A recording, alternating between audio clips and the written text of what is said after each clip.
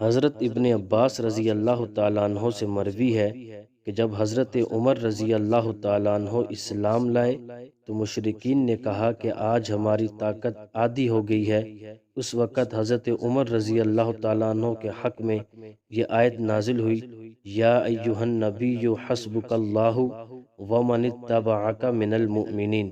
حضرت عمر رضی اللہ تعالیٰ عنہ کی ایک بہت بڑی فضیلت یہ ہے کہ کسی معاملے میں آپ جو مشورہ دیتے یا رائے پیش کرتے تو قرآن کریم آپ کی رائے کے موافق نازل ہوتا۔ حضرت علی کرم اللہ تعالی وجہ الکریم کا ارشاد ہے کہ قرآن کریم میں حضرت عمر رضی اللہ تعالیٰ عنہ کی آراء موجود ہیں جن کی وحی الہی نے تائید فرمائی ہے۔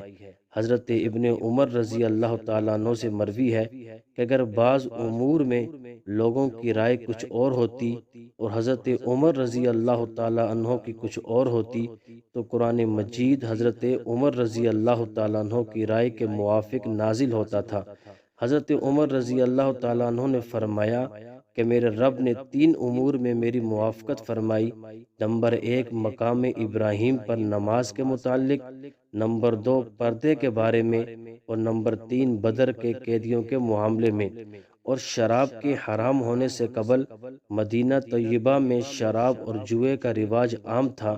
حضرت عمر رضی اللہ تعالیٰ عنہ نے بارگاہ نبوت میں عرض کی کہ ہمیں شراب اور جوئے کے متعلق ہدایت دیجیے کیونکہ یہ مال اور عقل دونوں کو ضائع کرتے ہیں۔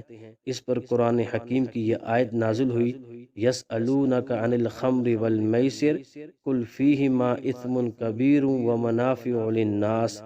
اسی سلسلے میں حضرت عمر رضی اللہ تعالیٰ عنہ نے بار بار دعا کی کہ الہی شراب اور جوئے کے متعلق ہمارے لیے واضح حکم نازل فرما، یہاں تک کہ شراب اور جوئے کے حرام ہونے پر یہ آیت نازل ہوئی، انما الخمر والمیسر والانصاب والازلام رجس من عمل الشیطان فاجتنبوہ لعلکم تفلحون۔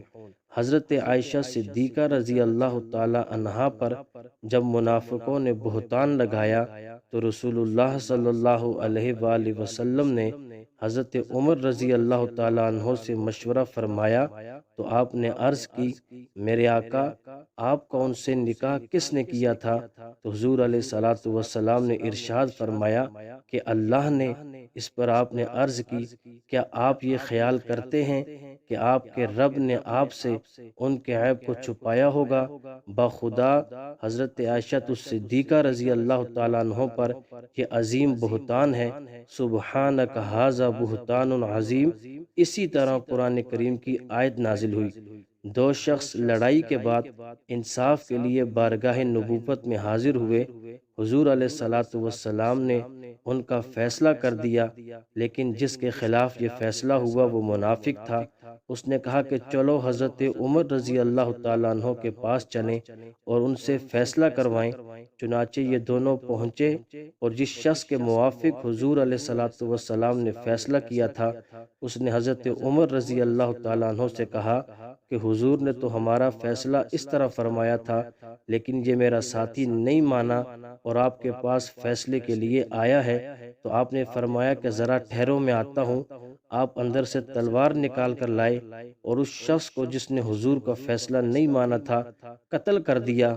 دوسرا شخص بھاگا ہوا بارگاہ نبوت حضور علیہ السلام کی خدمت میں حاضر ہوا اور اس واقعے کی اطلاع دی تو آپ علیہ السلام نے فرمایا، مجھے عمر سے یہ امید نہیں کہ وہ کسی مومن کے قتل پر اس طرح جرأت کرے۔ اس پر اللہ رب العزت نے قرآن حکیم کی یہ آیت نازل فرمائی اور حضرت عمر رضی اللہ تعالی عنہ اس منافق کے خون سے بری ہوئے، فلا وربک لا یؤمنون حتی یحکموک۔ اسی طرح حضرت عمر رضی اللہ تعالیٰ عنہ ایک روز سو رہے تھے کہ آپ کا ایک غلام بغیر اجازت لیے اندر چلا آیا۔ اس وقت آپ نے یہ دعا فرمائی، الہی بغیر اجازت گھروں میں داخل ہونا حرام فرما دے۔ اس پر یہ قرآن کی آیت نازل ہوئی، یا ایہا الذین آمنوا لا تدخلوا بیوتا غیر بیوتکم حتی تستأنسوا کہ اے ایمان والو اپنے گھروں کے سوا اور گھروں میں نہ جاؤ جب تک کہ تم اجازت نہ لے لو۔